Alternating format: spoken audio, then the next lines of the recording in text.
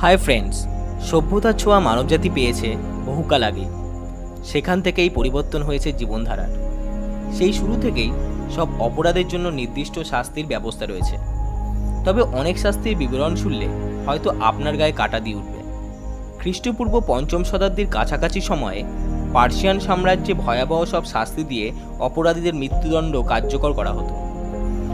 এর মধ্যে উল্লেখযোগ্য যে শাস্তিগুলো ছিল তা শুনলে শরীরে কাঁটা দেবে আপনার। অপরাধীকে কাঠের নৌকোয় তুলে শাস্তি দেওয়া।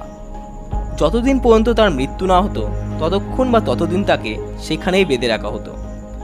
ভাবছেন এ তো খুব সাধারণ ব্যাপার, তবে না, এখনও বলতে বাকি আছে। তাদের মাথা, হাত এবং পা থাকতো নৌকোর বাইরে, যাতে জলে থাকা কুমির তাদের কামড়ে খেয়ে ফেলতে পারে।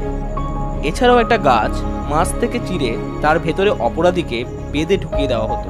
কতটা নৃশংস এবার ভাবুন তো দেখি। এ সময় তাদের খাওয়ানো হতো দুধ আর মধুর মিশ্রণের একটি পানীয়। অতিরিক্ত এই পানীয় খাওয়ার ফলে তাদের ডায়রিয়া আর বমি হতো।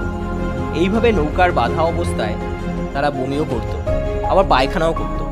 প্রচণ্ড গন্ধ পেয়ে বুনো ইঁদুরের দল এই বমির জন্য তাদের কাছে চলে আসতো আর মলমূত্রের সঙ্গে তাদের শরীর থেকে মাংস খেয়ে ফেলত। এভাবেই ধীরে ধীরে মারা যেত অপরাধীরা। তবে যদি বলা হয় এমন একটি জায়গা এখনও সভ্য পৃথিবীতে রয়েছে যেখানে অপরাধের কোনো শাস্তি নেই, আপনি যে কোনো অপরাধ করেন আইনের হাত থেকে মুক্তি পেয়ে যাবেন, এমনকি খুনেরও কোনো শাস্তি নেই সেখানে। ভাবছেন কোনো আদিম জাতি অথবা কোনো জনমানবহীন দ্বীপের কথা বলছি? একেবারেই না নয়। চলুন দেখুন স্থানটি কোথায়।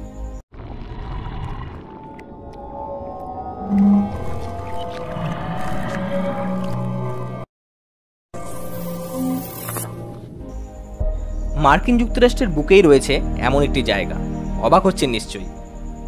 আমেরিকা যুক্তরাষ্ট্রীয় কাঠামোতে আইন যেমন বিচিত্র, আইনের ফাঁকও তেমন বিস্তর। ইয়েলোস্টোন ন্যাশনাল পার্কের মধ্যে ছোট্ট 50 বর্গমাইল এই এলাকা, আর তার নামই হয়ে উঠেছে zone of death. Yellowstone national park 3টি স্টেটের মধ্যে অবস্থিত: উইমিং, মন্টানা এবং ইডাহো। এই ইডাহো স্টেটের মধ্যে থাকা ইয়েলোস্টোন ন্যাশনাল পার্কেই রয়েছে জোন অফ ডেথ। যুক্তরাষ্ট্রীয় কাঠামোতে এমন বেশ কিছু জায়গা আছে যা কয়েকটি স্টেটের আইন খাটে না। আগে অবশ্য ফেডারেল আইনেই শাস্তির ব্যবস্থা ছিল, তবে 6ষ্ঠ সংশোধনীতে স্থির হয় ফেডারেল আইনে বিচারের পাশাপাশি জুরি বোর্ডে সংশ্লিষ্ট এলাকার অন্তত 12 জন সদস্যকে থাকতে হবে। ইয়েলোস্টোন ন্যাশনাল পার্কের মধ্যে ঘটে যাওয়া যে কোনো অপরাধের বিচারও হবে একইভাবে। তবে মন্টানা স্টেটের প্রতিনিধিরা থাকলেও ইডাহো স্টেটের কোনো প্রতিনিধি থাকেন না। আসলে ইয়েলোস্টোনের মধ্যবর্তী ইডাহো স্টেটে কোনো নাগরিক বাস করেন না, অতএব কোনো জুরি থাকাও সম্ভব নয়। ফলে এখানে যে কোনো অপরাধের পর বিচার ব্যবস্থাকে বুড়ো আঙুল দেখিয়ে বেরিয়ে যাওয়া যায়। তবে এটুকু শুনে মনে হতে পারে এই এলাকায় বুঝি বহু অপরাধের ঘটনা ঘটে। আসলে 2005 সালের আগে আইনের এই ফাঁকটি কেউ লক্ষ্যই করেননি।